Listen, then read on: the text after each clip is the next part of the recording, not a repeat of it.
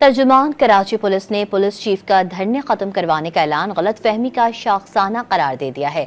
Police chief के धरने खत्म कराने से मुतालिक बयान पर वजाहत देते हुए तर्जुमान कराची पुलिस का कहना था कि धरनों के खात्मे से बयान को मुंसलिक करना बेबुनियाद है।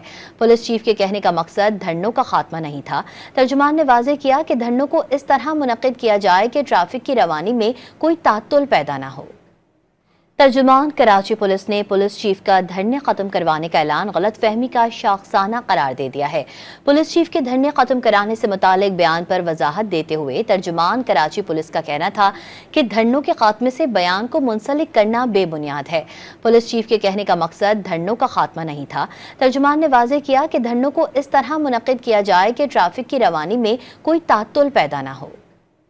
तर्जुमान कराची पुलिस ने पुलिस चीफ का धरने खत्म करवाने का ऐलान गलत फहमी का शाखसाना करार दे दिया है।